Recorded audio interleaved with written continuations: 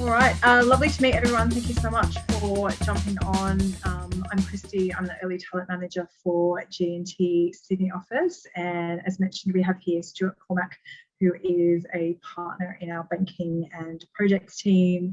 You're also joined by some of our current former clerks and current grads for Sydney, Melbourne and Perth. So welcome Angus, Abi and Lucy. But first of all, I'm going to hand over to Stuart to share a little bit about his G&T experience. Hi everybody, can everyone hear me? Yep. Fantastic, okay, hi. So Stuart Cormack, that's me. I'm a partner in the banking and projects team at Gilbert and Tobin. And I've been at Gilbert and Tobin since 2010 when I actually was a clerk here. So I've kind of gone the full life cycle of a G&Ter. And I'll tell you a little bit more about my story a bit later on. But maybe to tell you a little about the firm, I mean, hopefully, or I'm sure you all have heard of Gilbert and Tobin, but we are probably a little bit different to some of the other firms that you've heard from today and some of the ones that you'll consider as part of your process. And the chief difference for us really is that we are an extremely young firm to have achieved the status in the market and the market position that we've achieved.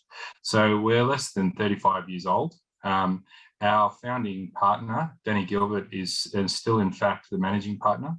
And whilst he is taking a step back from that role, he is going to be heavily involved in the management of the business for the next kind of 5 or 10 years. And, you know, because we're young, we are comparatively as a partnership a little bit smaller than some of our competitors, right? And I can imagine some of you think, oh, well, it's a small firm. I don't want to go to a small firm. I want to go to one of the big city firms, right? And I think that's not the right way to look at things. I mean, the benefits of us being a little bit smaller than our competitors is that we are flexible and agile and able to respond to the market. And if you look at our client list and our deal list, and also the kind of rainmaking partners that we have at this place, I don't count myself among them, but we certainly have the lion's share of those in the market. I think you'll see that actually bigger is not necessarily better. Having said that, we're certainly not small. We have, I think, Kristie, we've got 750 people in Sydney. Is that right? Or yeah, probably even a little bit more than that now. Okay, wow. So maybe not so small. I'll have to change this speech next time. Anyway, but we have an extremely big presence in Sydney, and actually in our Sydney office, we I think are one of the largest Sydney practices in the market actually, compared to all of our competitors. Then we have a slightly smaller Melbourne office. There's probably about 100 people down there. Kristie, is that right? Yep, that's right. Let's say 100, and then I think there's about another 100 again, maybe a little bit less in Perth as well. And so look, whilst we only have the 3 offices, we don't have a kind of national footprint. I think we have offices in every place you want to be as a corporate law firm to get the leading transactions, disputes, and regulatory work. You know, being a smaller partnership as well means that we are probably a lot more informal than some of our competitor firms, right? And what that means is we're able to respond to changes in the market, changes in work practices. So for example, COVID, we have very quickly and successfully adapted to a more flexible working model than what everyone was used to. And decisions are made by the partnership and in particular Danny and senior partners here in a very kind of quick and responsive way to the changing nature of the legal market.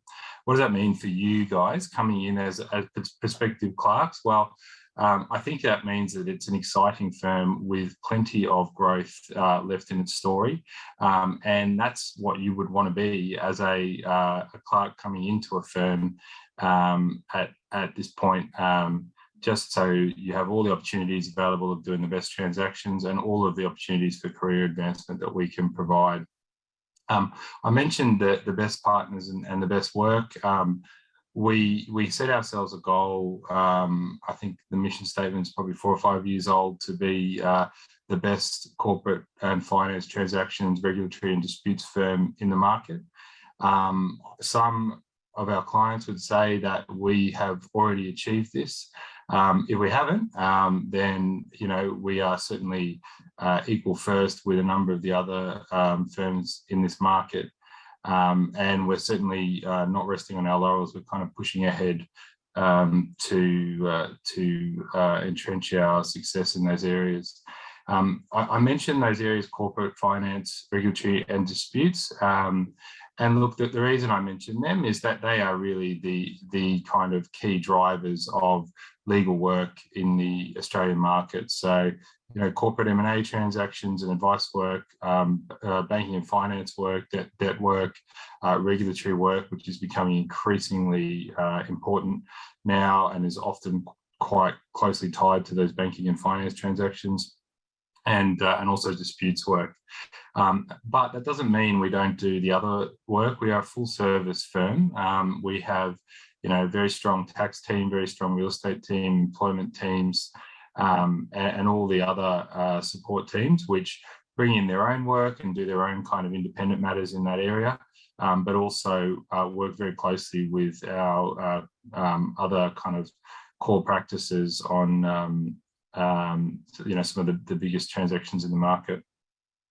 And just to talk about those transactions, I mean, there are some really impressive names. I'm sure people have seen, the Afterpay transaction. We were involved on that. That was the $39 billion transaction, I think the biggest in the Australian market.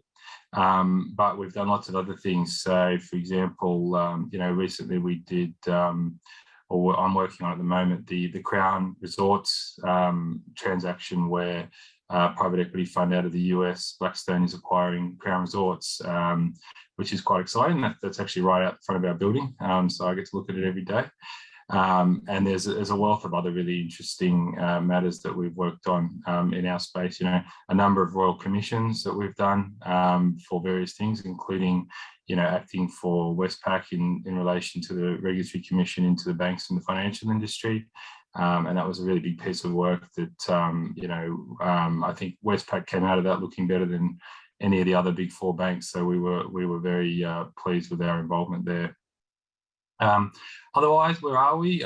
We're at Barangaroo, which is a really exciting place to work. I don't know how many people have been down there, but it's a brand new precinct, and we've kind of seen it. We were one of the first businesses to come down here. At the time, it was, three big buildings and a bit of a hole in the ground. It's very much now fully complete and operating on all cylinders.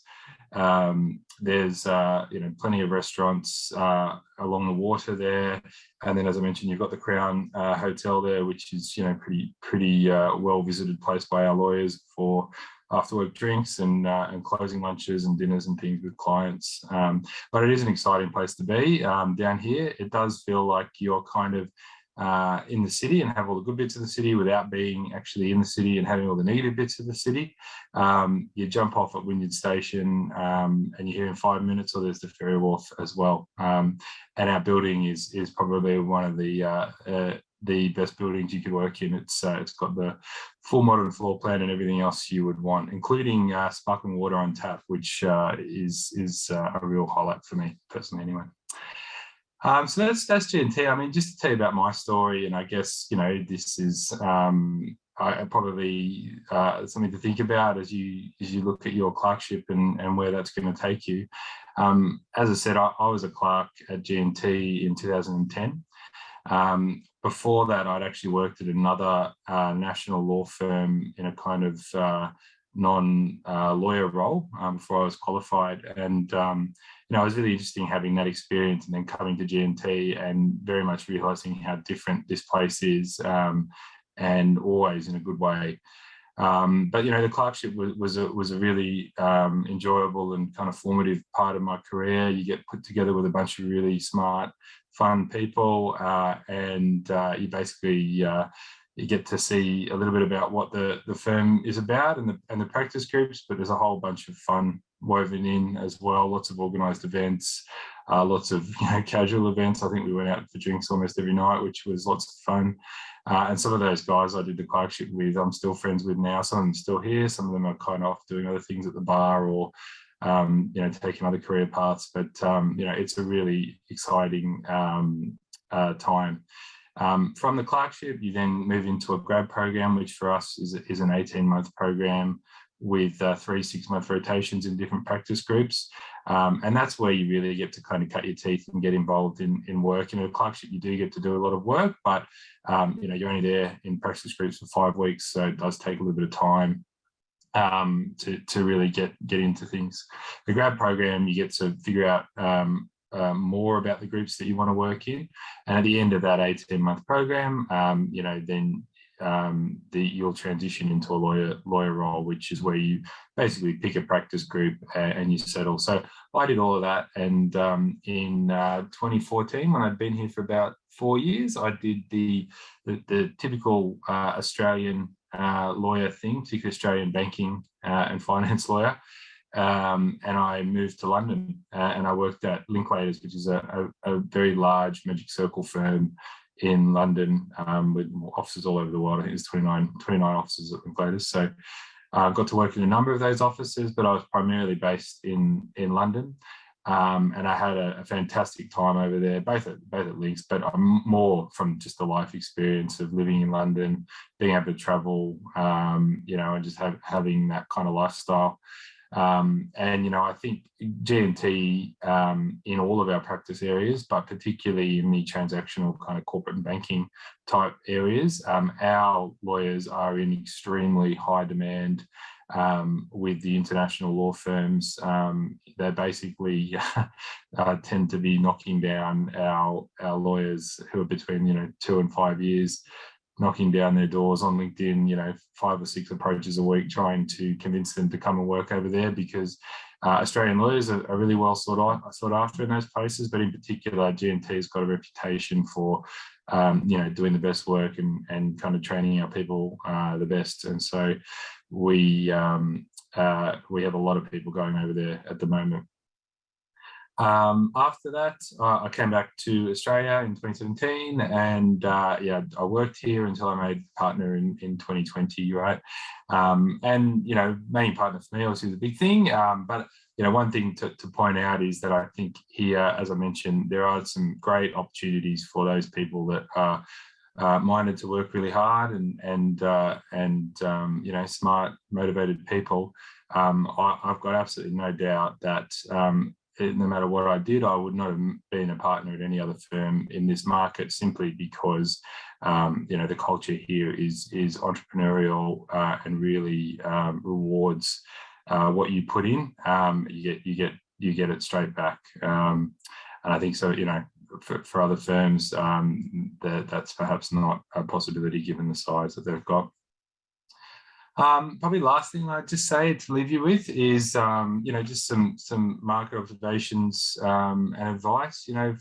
Having been in your position 10, 11 years ago and speaking to a lot of clerks and being quite involved in the clerk program these days, I think choosing a firm is always interesting, and it's all, we interview clerks every year, and I'm always interested to hear what firms clerks are interviewing at and why, and the one thing I'd say is that it's almost impossible to tell what a firm is like until you've actually started working there, and of course when you're going through the process, just as I'm doing now, you're getting the hard sell from all the firms telling you how good they are.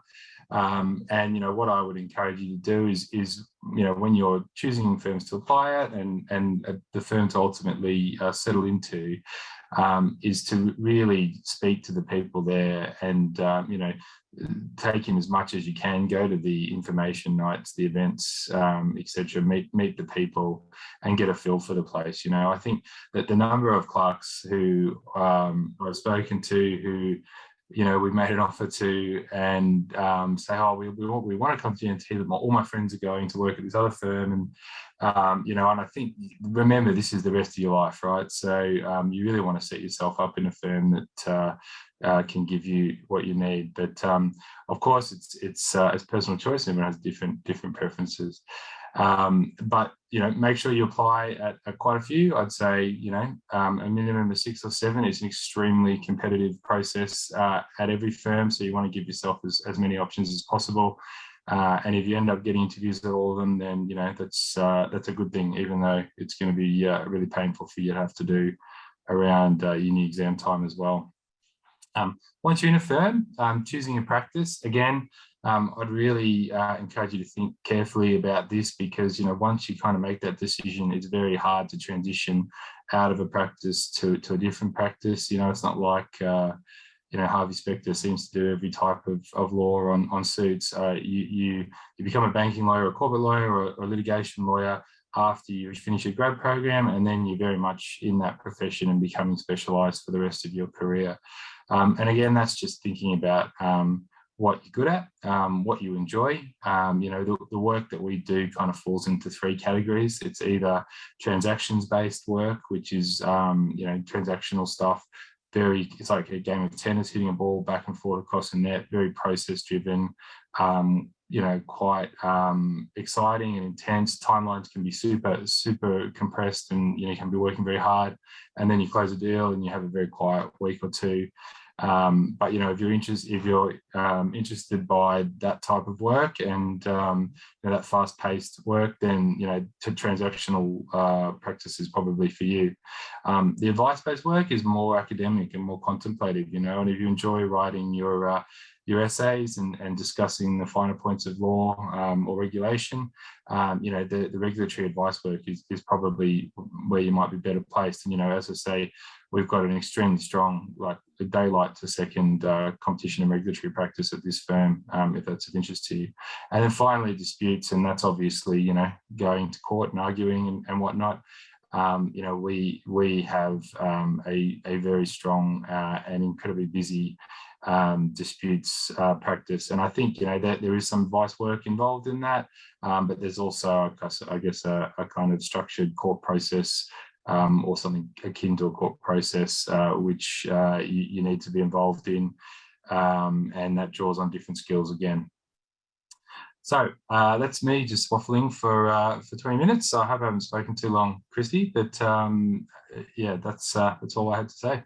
Lovely. Thanks, Stuart. I'm conscious that we did start a few minutes late, and I know you do have another commitment that you may have to log off for in a minute, but thank you very much. The floor is open up for questions now, if anyone would like to pop some questions in the chat. We have a few coming through now, and while we wait for those, I might just ask the rest of our reps if they're happy just to give a quick intro, say hello, which office you're in, what program you're on, and what your rotations have been so far.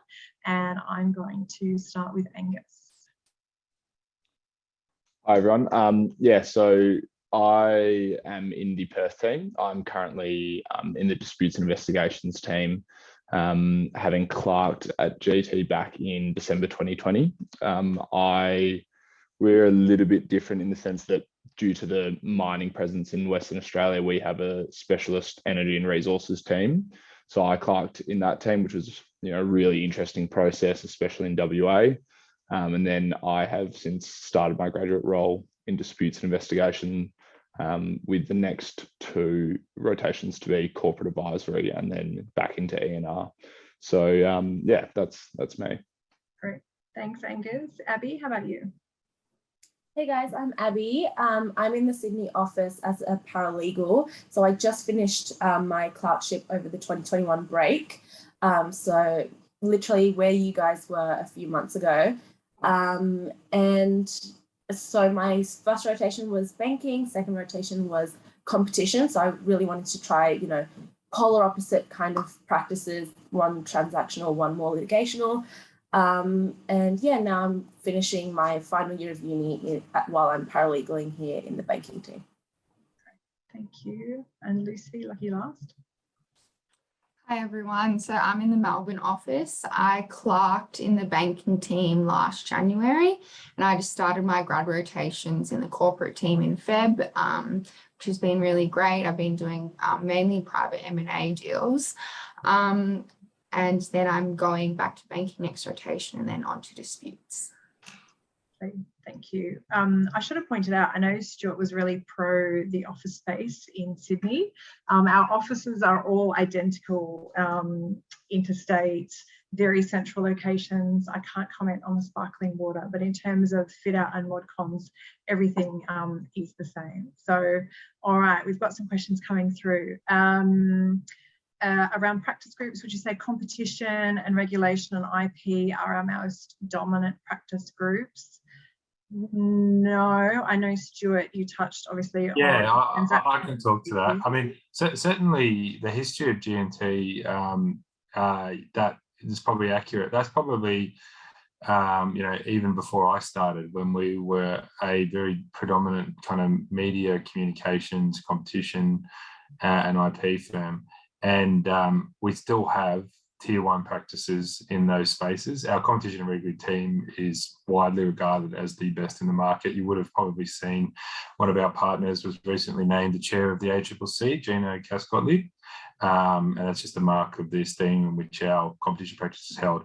Having said that, the bulk of our firm in terms of numbers and billings is actually concentrated in our corporate banking team, which is what we consider transactional work.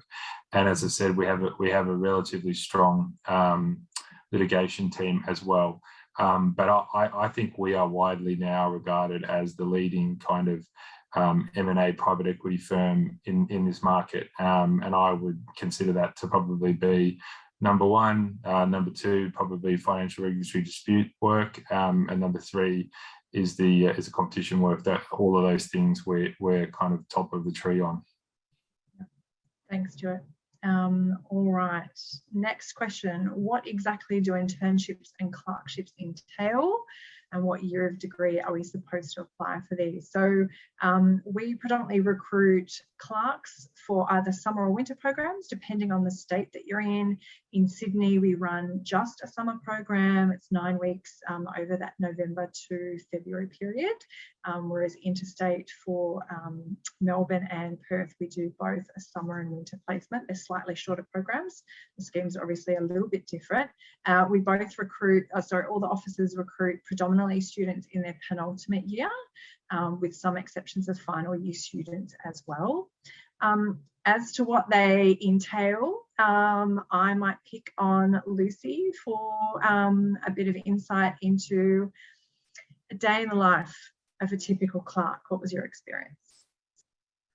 I guess every day was different, with the clerkship only being 4 weeks, only 3 weeks in the team, because the first week was induction. It was mainly sort of daily tasks or tasks that might take you 1 or 2 days, which was, I was in banking, so helping with due diligence, so sort of looking through finance agreements, or I looked through a few lease agreements as well, and just looking for specific clauses that might be adverse to our client in the deal that was going on, and then just a lot of sort of research and sort of checking a few queries that lawyers might have on any particular matters.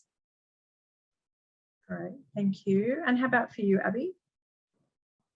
Yeah, just building on that, you have a very defined support structure, and so you'll have buddies, you'll have a mentor and a supervising partner, and they'll give you, whatever tasks that are needed for their particular matter. And that could include, I was also doing banking, so that included PPSL, asset searches. But apart from the more substantive work, you also as part of the clerkship will be involved in an innovation project as well as pro bono project. So that's just a really good way to, get to know the other clerks in the cohort. The innovation project, basically, you have to come up with technological solutions to help combat legal problems that are plaguing our lawyers at the moment, which was really, really fun. You got to do some coding as well. And then the pro bono project, for example, I was working on visa applications for Afghanistan refugees, which was really rewarding. And it just offers, different perspective to what legal practice could be at this firm, which isn't always, contracts and due diligence and things like that. And, apart from that, there were a plethora of social activities.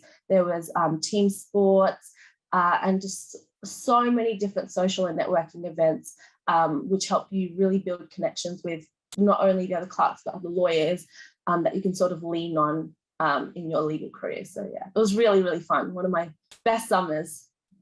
We managed to get that social stuff in just before lockdown, or the lockdown that wasn't lockdown. Very lucky. Angus, is there anything you would add in terms of your experience? I mean, not particularly. I think they've sort of all been covered.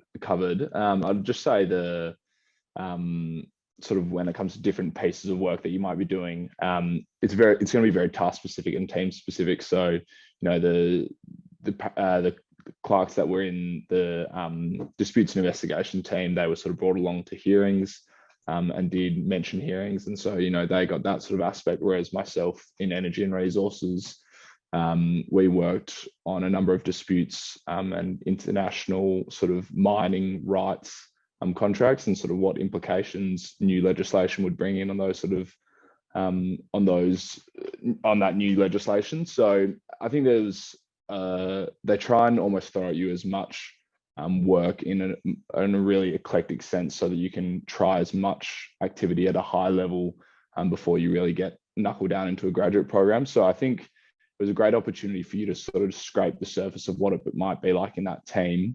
And, as I think Abi said, your knowledge research project is another really good way for you to meet other people in the firm, utilize resources and present the firm, which I think is another really big thing, and something that other firm clerkship experiences that I had, that they didn't do that. And I think that was actually a really good way to sort of showcase some of your skills.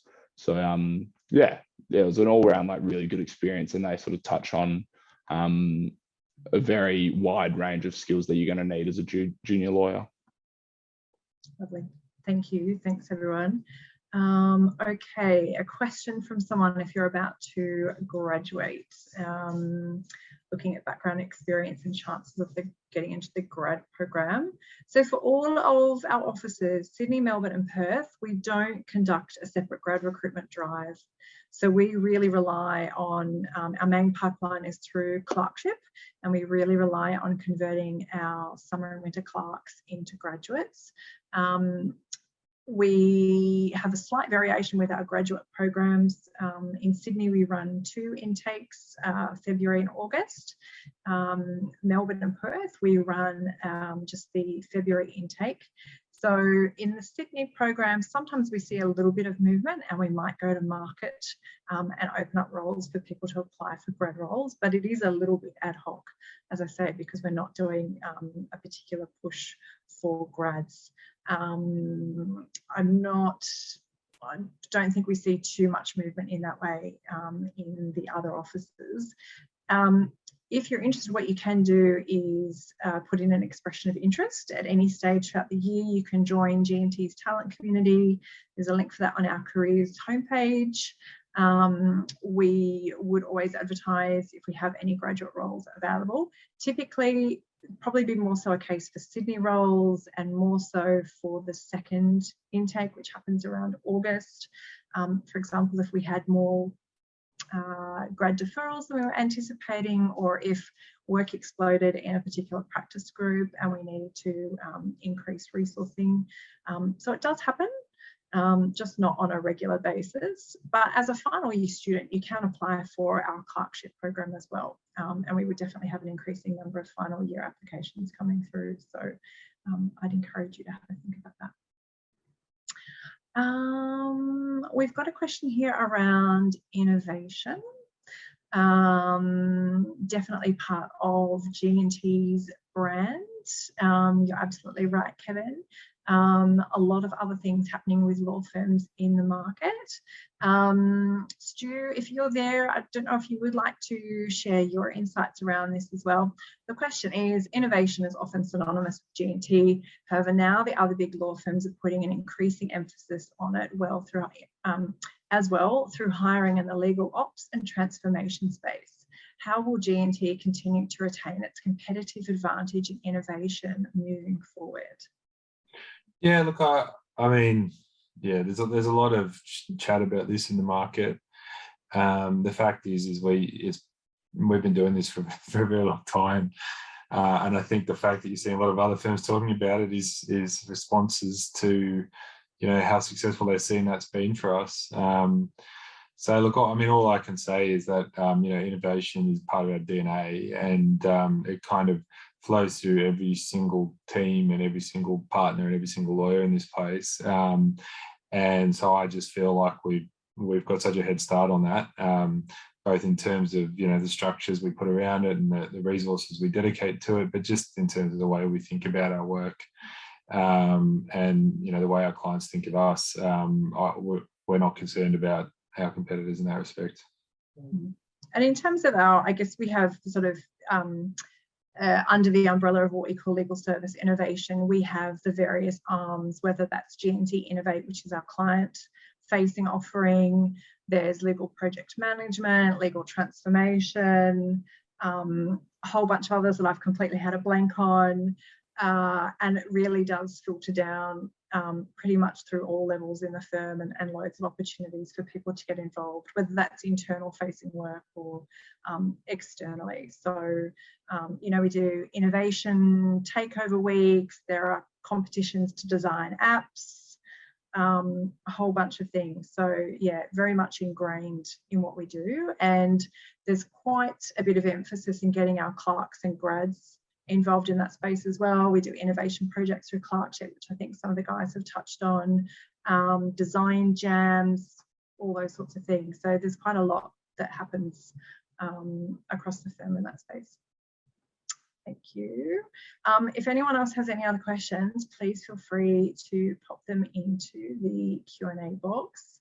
I might just throw a question around to our reps, if that's okay. And just curious if from your perspective, Abi, I'm going to pick on you first.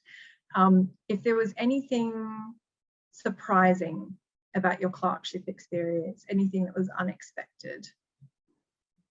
I would say something that stood out for me is, so we have an open floor plan, and I'm sitting right next to a partner and other senior lawyers, and I just loved how collaborative it really is. It's really easy to just, you know, shout out if you have a question. That you're surrounded by people who are really passionate and intellectually curious. They love to answer questions, and it also makes it really easy for you to say something like, oh, hey, you know, I heard you talking about this. This is really interesting. Can I jump in on this matter? For example, during my clerkship, I made it known that I was quite interested in doing some funds work. And now the lawyer that does most of our fund stuff will always come to me and try and get me involved. Or he'll send me a you know, facility agreement, and he'll be like, you know, hey, read this. Let's go through it tomorrow. I think you'll like it. And it's just, there are so many ways, so many benefits of, you know, being engaged in that way, and having so many people around you that want to get you involved.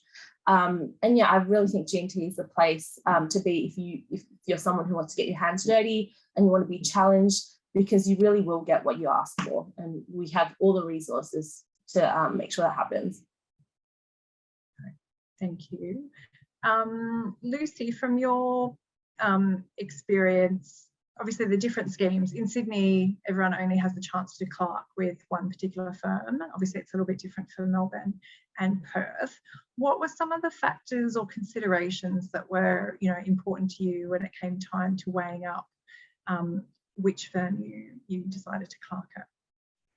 Yeah, definitely. I guess the ultimate reason why I decided on G&T was, like Abi said, there's very non-hierarchical structure. So you're either a partner or a lawyer or a grad, and I just think that's really sort of a great culture and a great initiative. Also, just the sort of autonomy and the responsibility you get as a junior. Like already as a grad, I am sort of running a due diligence at the moment in the corporate team. So I'm handling any requests for information from the other teams and from the other side. And it makes you feel really involved in the matter, even though, you know, it might not be you drafting the agreements, but you feel like you can sort of take ownership of the matter as a really junior lawyer, and you're learning so much because you are dealing with all the different specialist teams in the firm, and you have that ownership of all the documents and the due diligence, which is great. So yeah, I really like the responsibility you get from the start. Great. Thank you. And Angus, what about in terms of, and I appreciate it's a little bit different in terms of the areas offer to Perth, but what were some of the factors that were important to you when thinking about how you wanted to map out your clerk and your grad rotation experience? Yeah, I had sort of come into Gilbert Tobin with it being my first legal experience. I'd done a bit of work in corporate finance, so I was just eager to sort of be exposed to as much different transactional work and mining related work, being in the energy and resources team, as possible. And so I think part of that was from the get-go throwing up your hand and showing that you're eager and you're keen. And as Abi said, sort of as soon as partners and seniors within the firm see that sort of eagerness, they're going to grab you and bring you into a lot of work. And that's essentially what you're looking for as a junior. And that's definitely what I was exposed to at Gilbert Tobin. And ultimately that meant it made the decision pretty easy for me as to where I wanted to go to for a grad role, because sort of the work opportunities that I was brought in on were to an extent sort of second to none. And just that collaborative, engaging sort of approach to work was something that I really valued. And it was just a firm generally that I thought really put into practice a lot of their values. So innovation, entrepreneurship, all that sort of stuff was something that you could really see each day. And so those are all the things that I valued going in, and ultimately that made the decision pretty easy for myself. Lovely. Thank you. Oh, it's great hearing that feedback. All right. If we, I think I'm watching the time. I know Jeremy very kindly said we could run a little bit over time. Thank you. I'm going to make a last call out for any questions if you want to pop those into the Q&A box. Otherwise, Jeremy, I think that might be a wrap.